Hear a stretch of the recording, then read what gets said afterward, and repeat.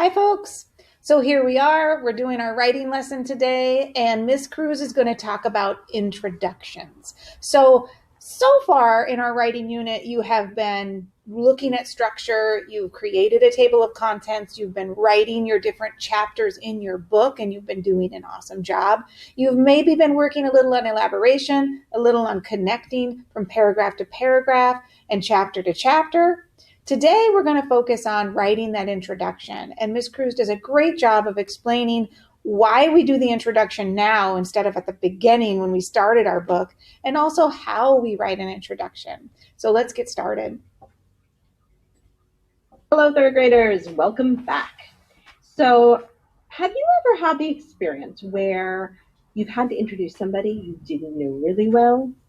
Like maybe you were out somewhere and one of the grown-ups that you live with said, hey, who's that kid? Can you introduce me? And you don't really know the person. You're like, oh, it's awkward, right? You don't really know where to start. Well, here's the thing. It's the same way with writing. With writing, it doesn't make sense to really do too much work on your introduction until you really know the piece. Just like it's really difficult to introduce somebody you don't know, it's really difficult to introduce a piece of writing if you really don't know it well. So hopefully at this point in your writing, you're very close to finishing your revisions, and you have a pretty good sense of how your book is going to go. So you know it really well. And so you are officially ready, many of you, most of you, to start writing your introductions because you know it. Today, specifically, I thought it was important for us to ask ourselves how we could make our introductions the most powerful that they could be. And I think the answer is to consider our mentor texts. And so today, what we're going to think about is how we can learn from mentor authors what they do to write powerful introductions. And once we figure out that answer, then we can apply the moves that they make to our own writing. So first, let's think about what makes a powerful introduction. Think of the informational texts that you've read, books, articles, maybe even some documentaries. Think about those introductions, those first sentences and paragraphs. What made them powerful? You got something? Okay, let me tell you what I'm thinking. So here are some things that you might have been thinking or saying about ways that the mentors that we've already read have written powerful introductions.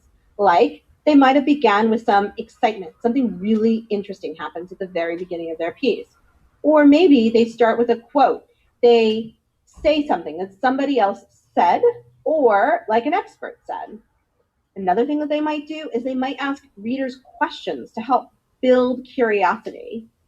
And then a fourth thing that you might have thought about is how a lot of our mentor authors go over the big topics that they're going to cover in the book. Almost like a preview, almost like setting up what's going to happen in the book and what the reader is going to learn about. Not just the very beginning, but like the whole of the book.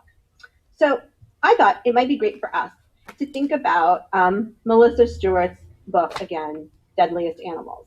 And I thought we could take a look at just her introduction and see if she's doing any of those moves that other authors have made. Maybe she's doing additional new moves that we could try and think about, how could we apply that to our own writing? So let's take a look at this beginning, very beginning of her book. Deadly surprises. Huge teeth? Check. Razor sharp claws? Check. Fast and fierce? Check. So this is her introduction. I'm already noticing some things we mentioned before. The African lion has all the features you'd expect to find in one of the world's deadliest animals. These powerful predators are skillful stalkers that usually hunt together in groups called prides and can take down prey 10 times their size. That's why people often call lions the kings of the jungle. I'm going to turn the page because I feel like that's the real end of her. But are lions the deadliest animals of all? Not quite. Okay. So goodness, there are a lot of things that we see that Melissa Stewart's doing. She's definitely starting with excitement, isn't she? Like the huge teeth and the description of hunting. Very exciting. She is quoting somebody, the kings of the jungle, right there, right? She's asking questions. Holy moly, so many questions, right? 1, 2, 3 on the first page, and then another one here, 4 questions. The other thing is, even though she's talking about one topic, she's also giving us a clue that that is not the only thing we are going to learn about. Yes, we are learning about lions, but she lets us know, but are they the deadliest of all? Not quite. So we've got a clue that this is going to be a piece that's about more than lions. It's going to be about all of the deadly animals. So third graders, you probably have some texts that you can look at, whether these are ones that your teacher has set up, maybe these are ones that are in a digital library or you can find online, or maybe these are texts. Maybe you could even just go back and think about Melissa Stewart's book, Deadliest Animals. There's lots of examples of texts that you can look at, and you could go back and study more than one mentor author to think about how are they introducing their informational piece and how could I take some of those moves myself. So I can go back to the cockroach piece and maybe I'll add some questions. Maybe I'll add a quote. Maybe I'll add a little bit of excitement. Maybe I'll set up all the things I'm going to cover. Maybe I'll do all of them. You too will want to think about that. The ways that you can look at a mentor author and the ways that they introduce their piece are techniques and strategies you can borrow and use in your own writing. And then when you're done with that, you go off and do more revision work on your piece. We are very close to wrapping up our revision work, and so this would be a good time to really dig in and make some big revisions. Happy writing. All right, Miss Cruz, man, she is good. She has so much information for us. And I am excited that we are to this point of our writing where we are doing our introductions and really learning how to take our readers and get them into our story. So I am going to include in this assignment on Schoology below this video is going to be a bunch of books that I have read over the year. I'm going to have about 4, I think. I haven't quite picked them out yet, but I'll put them in there, of nonfiction books that I've read that have introductions that you might be able to look at and use as examples for how you're going to write your introduction.